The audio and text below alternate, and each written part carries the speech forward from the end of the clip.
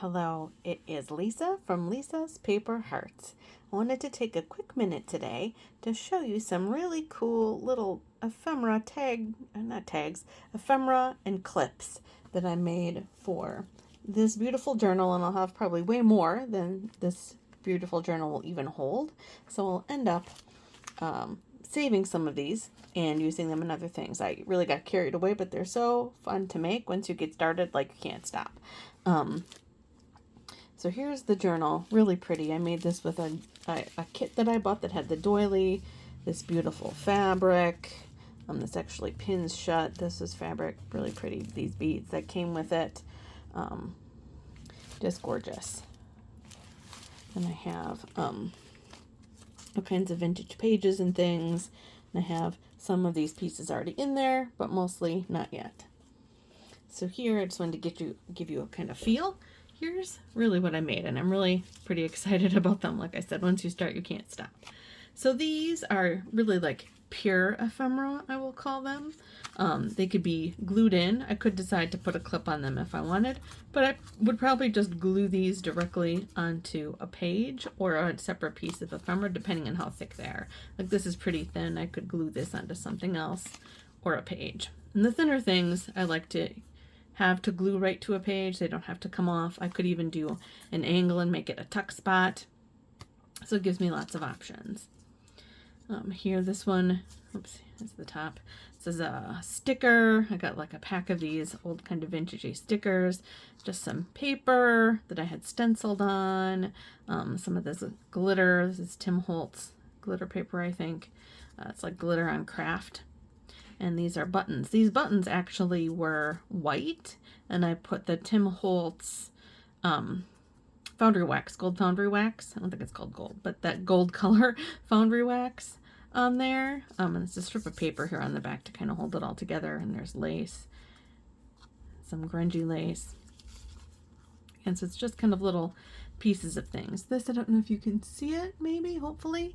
This is a little piece of mica. Now you'll see at the end what I used a large piece of mica for, but I have this pack of mica that I bought, and there's little pieces, big pieces, clear, gray, and some yellow. And this was inspired by the Tim Holtz. He has that kind of like stickers that look like old cellophane tape, and I can't seem to get it. It's always selling out, but I used some of this mica to kind of replicate that idea. Here's one that goes this way, just some little lace that I sewed down with some gold thread. I love to keep the thread loose.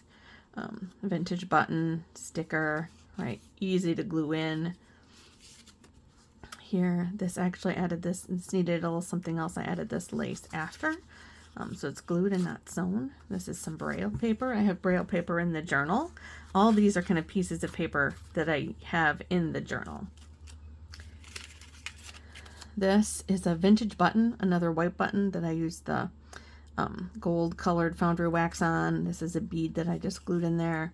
Little doily, right? Some loose strings, paper I stenciled on. Just really pretty and fun. Here's another one.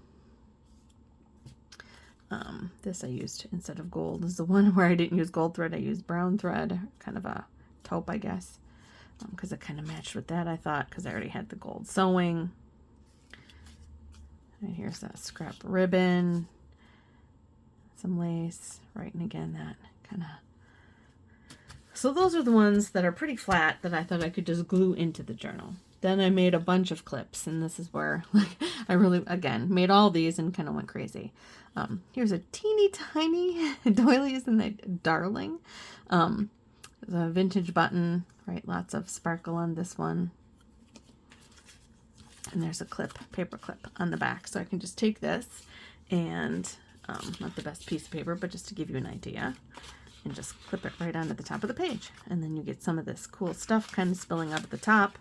Then I could slip other things underneath the clip if I wanted to. This one, kind of cool because these are loose, and this is at top. Or I could actually turn this sideways. I think it's pretty sideways too. This page that I put in here says in grate, so it would be kind of cool to see the word grate on there if I wanted to turn it this way and clip it onto the side. So this one is definitely a versatile one. Here's another vintage button. This is a clear button. Some grunged up satin. Right, just scraps. This is a sticker, some beads. This paper is usually white paper, and I sprayed it down. This ticket actually I made.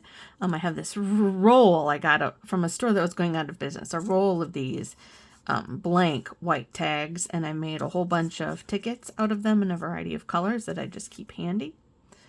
There's some vellum on this. This is old, like grunged up paper somebody wrote on.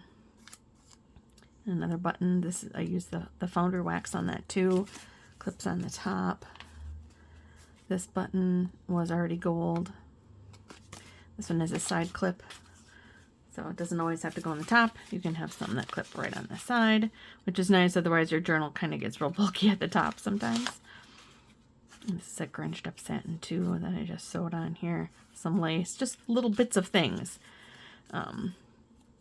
This one has a side clip too, and it could really go either way. So it could go this way or this way. Other than the words that are, there's some kind of paper underneath here that would be upside down. So probably this way is the better way, but it doesn't really necessarily matter. This one has a side clip too. This actually made these, I strung these little beads and just tied knots in them so they'd have this space with the gold ribbon showing. So I kind of floated around a little more. This little piece of lace trim. Right, this grunged up cotton, I think it is. So just fun. This, I have this sparkle yarn that I sewed on here. This is a piece of a longer, kind of like I do a whole bunch of things like this with fabric and ribbon, where I just kind of sew it and squish it up as I go. So I had a long piece of this, and this is just a portion of that I cut off. This is music paper that I stenciled with gold paint and little dot stencil. Here's a piece of lace. I think I have a whole pack of this. Different pieces of this really pretty, like, sari fabric. Vintage button. This only, like, it only had the one bead, so I had to figure out how to kind of make that cool and fun. This here, I think is a earring, maybe? Old piece of jewelry. Like the top clip. This one was really plain. I put this on as kind of a last minute ad because it just needed something. Here's another one of those vintage buttons. This one I put some Tim Holtz Distress crayon in the grooves just to make it stand out a little bit. And then another smaller button inside the larger button. Right, a little bit of that, you can see it kind of sparkling there, of that mica. So that it looks again like tape. And I use just collage medium underneath it, and it dries clear. So it's perfect. This one, I actually think I made to go on a page, but when I sewed the button on, I sewed it up a little bit, so then I had to turn it into a clip. I might cut off this extra bottom. It's probably longer than what it needs to be. This is a Tim Holtz paper doll. Again, one of the stickers that I made. It's a piece of music paper. Here's another vintage button and a ball pin and this little pearl charm. Here's a longer piece of that gold fabric I showed earlier, and a doily. This is just a scrap piece of paper that I used crackle paste mixed with gold gesso. And then I went in between the cracks again with distress crayon to make them kind of pop. I have this kind of handmade paper that has gold thread in it. This is a side clipper. And then here's the last one I want to show. Super cool. So I go to this estate sale, and periodically, he has it every month. Periodically, he'll have old photo albums. Sometimes I'll buy just loose photos. Sometimes there's been a few times where I've bought entire albums. I've bought maybe 3 entire albums there so far. This was from an entire album that I bought fairly recently. This is June 8th, 1930, Racine, Wisconsin. And then down here, Anne Gauger. So this was Anne's album, I think. I have this really cool old frame that I bought. I can't remember where. And then the mica that I used to just give it like this old vintage kind of aged glass kind of look. You know, glass, cheap old glass kind of warps and cracks a little bit. So gives it that look. But I didn't want to kind of cover up the history of the photo. I even kept some of this little black from when I pulled it off of the album. Oops, I pulled a piece off. And just sold it on and made it into a clip. So to make these, like, I just wanted to show one really easy. So I end up, when I'm making these, just saving these pieces. I've got all kinds of random pieces of whatever, right? And it doesn't have to be really big. So I might take this.